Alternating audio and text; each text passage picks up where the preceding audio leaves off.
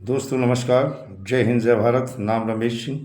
ठगी पीड़ितों की आवाज़ संगठन का राष्ट्रीय अध्यक्ष, संगठन का संस्थापक आज फिर आप लोगों के बीच में उपस्थित हुआ हूं और समस्त देशवासी प्रदेशवासियों को पावन पवित्र पर्व होली की ढेर सारी शुभकामनाएं और बधाई। दोस्तों, ये जो त्यौहार है हिंदू धर्म का बहुत बड़ा त्यौहार माना जाता है। कहते हैं असत्य पे सत्य की विजय का, अधर्म पे धर्म का जय का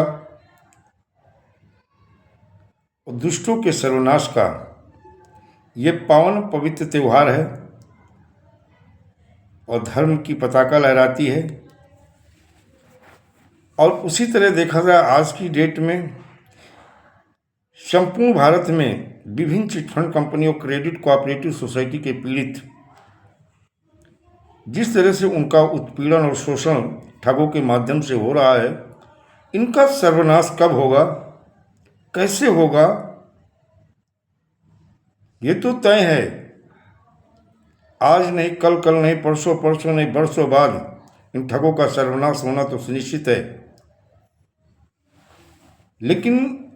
कब होगा, कैसे होगा, सरकार करेगी। कि अब जनता एक फैसला ले चुकी, एक संकल्प ले चुकी है कि हमें पैसा इन ठगों से हर हालत में लेना है। और ठग किसी रूप में हैं और किसी पद पे हैं, कहीं भी विराजमान हैं, उनका सर्वनाश सुनिश्चित होगा। और निवेशकों के भुगतान को लेकर के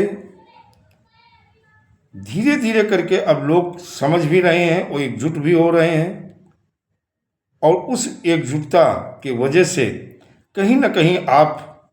की एकता को देख करके शासन प्रशासन में भी अब हड़कंप है। और होली के बाद में जो आपका आंदोलन शुरू होगा, एक ऐसा आंदोलन होगा अनिश्चितकालीन कि जब तक भुगतान नहीं होगा, ये आंदोलन राज्यों में, जनपदों में, तहसील स्तर पे और बड़े बड़े कस्बे और में ये जारी रहेगा। और इसकी गूंज राज्य सरकार से लेकर केंद्र सरकार तक पहुंचेगी। अक्सर कहते हैं जब आपकी पीड़ा, आपकी आवाज़, आपको जब दर्द, जब सरकार के जिम्मेदार अधिकारी, शासन प्रशासन उन तक नहीं पहुंचाता है, चौथा स्तंभ भी अपने कर्तव्य से विमुख हो जाता है, सत्ता के इर्द गिर्द घूमना शुरू कर दे, तब आपका कर्तव्य बनता है कि आप अपनी पीड़ा और अपने दर्द को एकजुट होकर के सरकार तक पहुंचाएं और सरकार को आपकी पीड़ा, आपके दर्द, आपके साथ हो रहे अन्याय और अत्याचार के लिए जो सत्ता में बैठे हैं, उनका कर्तव्य, उनकी जिम्मेदारी, उनकी ड्यूटी बनती है कि अतिशीघ्र उसका निस्तारण करें। अगर सरकार भी अपने कर्तव्यों से विमुख हो जाती है तो फिर जनता उनके कर्तव्य जन क्रांति के माध्यम से उन्हें याद भी दिला देते हैं और अपनी भाषा में समझा भी देते हैं कि जिस कुर्सी तक हमने आपको पहुंचाया है, उस कुर्सी से उतारने की ताकत भी जनता जनार्दन में है, ये तय है। विपक्ष का क्या कर्तव्य है कि बहुत सारे मुद्दे हैं, फिजूल के मुद्दों को तो ये खूब उठाते हैं, लेकिन हिंदुस्तान के इन 42 करोड़ पीड़ित जमाकर्ताओं के, जो कि हिंदुस्तान का सबसे बड़ा मुद्दा है, इसे नहीं उठाते हैं। उसके पीछे भी कई रहस्य हैं, चाहे पक्ष हो, चाहे विपक्ष हो, चाहे सत्ता में बैठे हैं और या सत्ता के बाहर हैं इस समय, उनमें भी बहुत सारे ऐसे लोग हैं जो इन सोसाइटी और इन चिटफंड कंपनियों से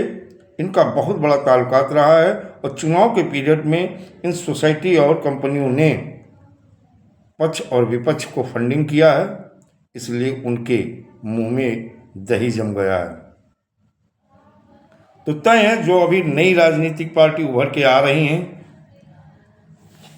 वो अगर हमारी पीड़ा और दर्द को समझती हैं तो ये तय है,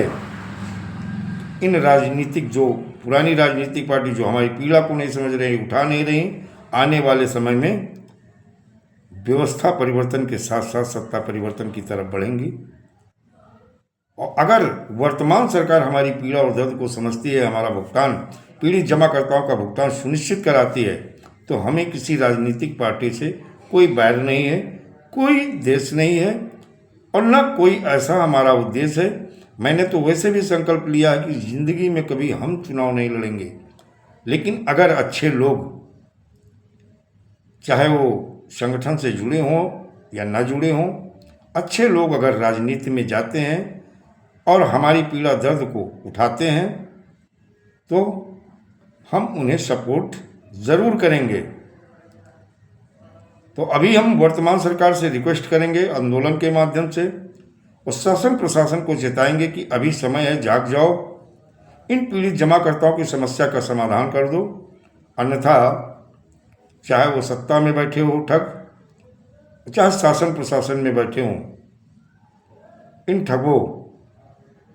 को हर हालात में दंड मिलेगा,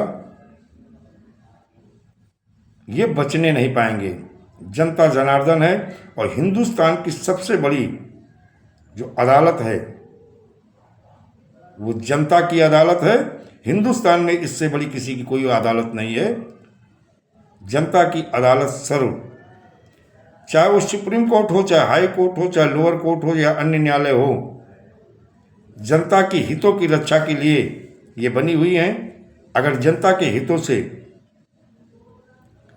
और उनके हितों की रक्षा नहीं करने में सक्षम नहीं है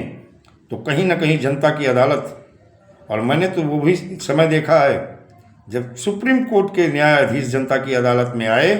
और अपनी पीड़ा, अपने दर्द को जनता के सम्मुख रखा और जनता ने उनका सपोर्ट किया, फिर उन्हें सरकार को झुकना पड़ा।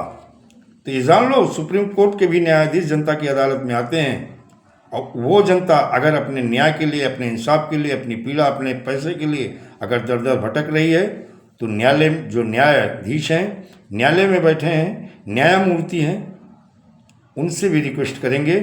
कि हिंदुस्तान के इन 42 करोड़ पीड़ित जमाकर्ताओं को, मैं कई पत्राचार कर चुका, हाई कोर्ट के मुख्य न्यायाधीश हूँ, चाहे सुप्रीम कोर्ट के मुख्य न्यायाधीश हूँ, इनको कई पत्र लिख चुका हूँ कि इनकी पीड़ा को समझो और समझने के बाद इनकी पीड़ा का निदान करो, जिससे इन्हें न्याय मिल सके, इनका मेहनत का कमाया हुआ इन्हें पैसा मिल सके। अन्यथा जनता फिर जन क्रांति के माध्यम से व्यवस्था परिवर्तन से लेके सत्ता परिवर्तन की तरफ बढ़ेगी और दुनिया की कोई ताकत फिर रोक नहीं पाएगी। जनता की अदालत सबसे बड़ी अदालत है, इस अदालत से बड़े फिर किसी, इनका जब फैसला आता है तो बड़े बड़े पावरफुल लोग जो कुर्सी पे विराजमान हैं, जो जनता के पैसे से ऐसा आराम कर रहे हैं, सुख सुविधाएं भोग रहे हैं और बड़ी बड़ी सैलरी उठा रहे हैं, फिर जनता उन्हें उस सैलरी से भी वंचित करती है। तो दोस्तों, आज पावन पवित्र पर्व पे परमपिता परमेश्वर को, भगवान नरसिंह को प्रणाम करते हैं और देशवासियों को न्याय के लिए मैं उनसे बार बार प्रणाम और प्रार्थना करता हूँ कि हे ईश्वर, इन ठगों को सद्बुद्धि दे, सरकार को सद्बुद्धि दे